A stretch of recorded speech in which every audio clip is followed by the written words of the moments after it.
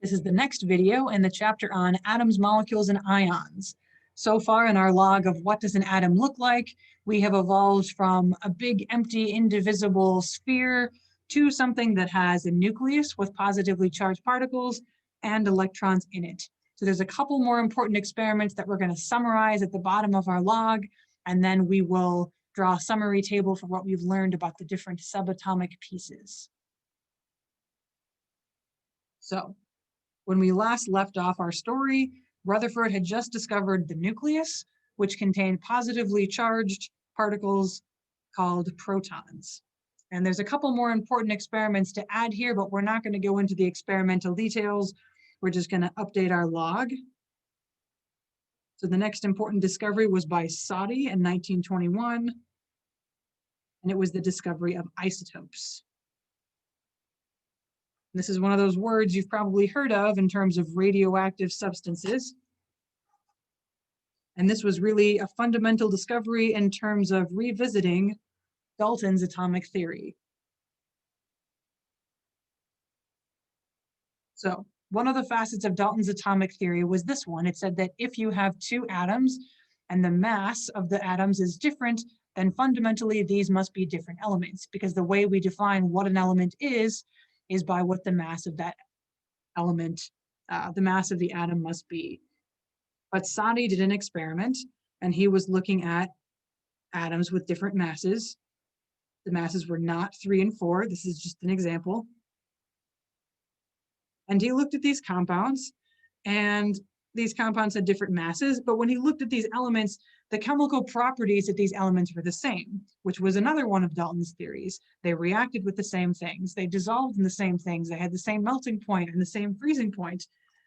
And upon closer inspection, when he measured the amount of positive charge inside the nucleus, he even found that there were the same number of positive charges inside these atoms of different mass. And so he made the bold statement that these were atoms of the same element.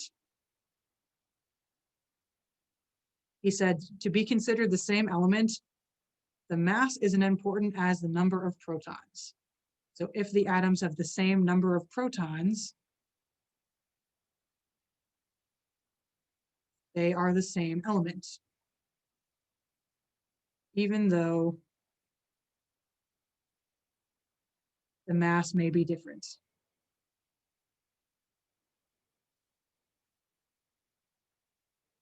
You can imagine that this caused a big wave in the scientific community. When somebody says to you, this theory that we all have believed to be relatively true for 100 years is definitely not true, it causes some waves. And so if this was going to be accepted, they had to figure out what the heck else was inside of some of these heavier atoms that made them heavier, because that thing that was giving additional weight and that additional mass didn't have a positive charge or a negative charge, because the charges were exactly the same.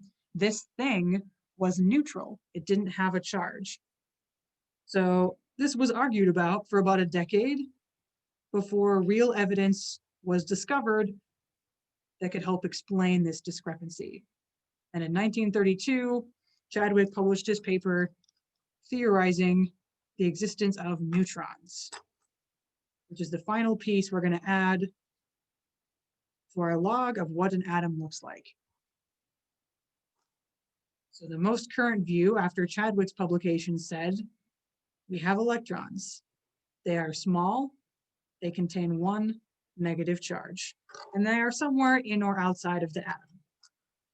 We have protons. They are slightly bigger. They are positively charged, and they live in the center, in the nucleus of an atom. And now we have another particle called a neutron. And that neutron doesn't have a charge, but it still has mass, and that's what makes up for that missing mass in some of those isotopes. So, new subatomic particle, an uncharged neutron. And it was named neutron because it rhymed with neutron, with proton and electron, and it had the word neutral inside of it. Proton, And these are both in the nucleus.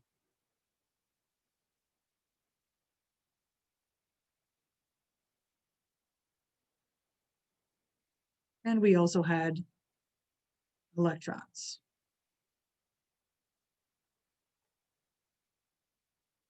That is our complete, fairly accurate view of the subatomic particles. So now that we've told the entire story from big, empty, indivisible atom with no parts inside of it to big, messy, mostly empty atom that has protons, neutrons, and electrons in it, let's summarize what we've learned about these different kinds of subatomic particles. We'll need a new page for that.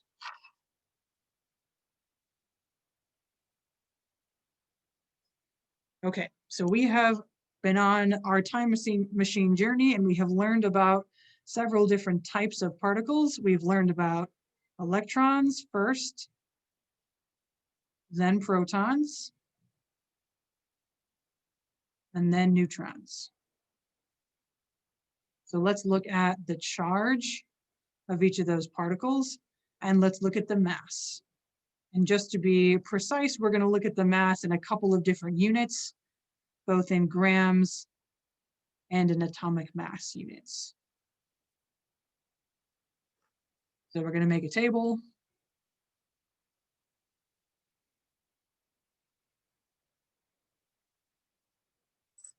And let's clarify this up here before we start. So there are 6.022 times 10 to the 23rd atomic mass units.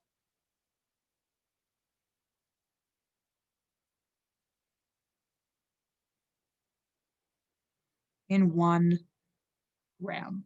So that is our conversion factor that you can use in dimensional analysis to convert between these two units for mass. Okay, let's start from the beginning of history. So we have the electron. The electron has a charge that we're going to define as -1. We know what its precise charge is in coulombs, but we're going to call it the charge of a single electron, one single negative charge. Its mass is 0.00091 times 10 to the -24th grams, and it is 0.00055 atomic mass unit. So the atomic mass unit is a very small unit of mass that we use to measure very small things, like electrons. And sometimes you'll see electrons abbreviated as an E or maybe an E- to indicate that negative charge. So compared to the electron, the proton is positively charged, 1 positive charge, and it's much heavier. So it's 1.67262 times 10 to the -24th grams. And in atomic mass units, it's 1.00727. So I am counting 1, 2, 3, 4 orders of magnitude different. That is 10,000 times lighter. The electron is 10,000 times lighter than the proton, but it has the same level of charge. And sometimes we abbreviate proton with a P, and then our neutron, we sometimes abbreviate with an N. It doesn't have a charge, it's neutral, and its mass is very close to the mass of a proton, slightly larger, 1.67493 times 10 to the -24th, and in atomic mass units, 1.00866. So if we look for trends here, if we compare these particles, we can see the most obvious one here is the electron and how small its mass is. So the electron is over 1,000 times lighter than a proton or a neutron, but it has the same amount of charge.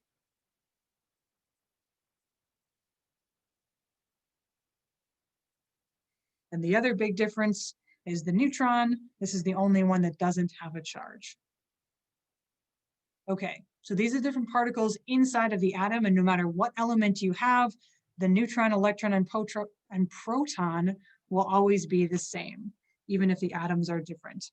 So let's look at what an atom looks like again, and let's take a moment to fully appreciate just how ridiculously empty an atom is. This is an atom. not to scale. The nucleus is in the center and it's tiny, absolutely tiny. This is where the protons and neutrons live. Oops. There we go. So if you were to measure the diameter of the nucleus, on average, because they're different size, on average, the diameter of the nucleus is around 10 to the negative 15th meters. And the diameter of this entire atom is 10 to the negative 10th. Think about how different that is. This is 5 orders of magnitude different, which is 100,000 times different. We're going to write that down. So this atom is 100,000 times larger than the nucleus. And this is so big, it's difficult to wrap your head around how much of this is empty. Atoms are 99.9% empty space. So the entire mass of this atom is contained in this tiny, tiny little fraction of the entire thing. So let's think about what this would look like on a human size scale. So let's say that we blew up the atom to be the size of a football field. I do not play football. This is my rough impression of what football fields look like. No regrets. Okay, there's football field. There's a bunch of yard lines in the middle here. Let's say that this is the atom. If the atom were the size of Lambeau Field, stands, goalposts, yard lines, sidelines, the whole deal, the atom would be the size of a blueberry on the 50-yard line. There's the nucleus in the center. So if an atom were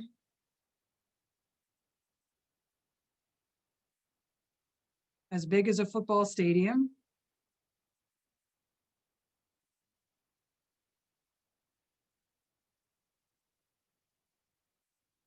then the nucleus would be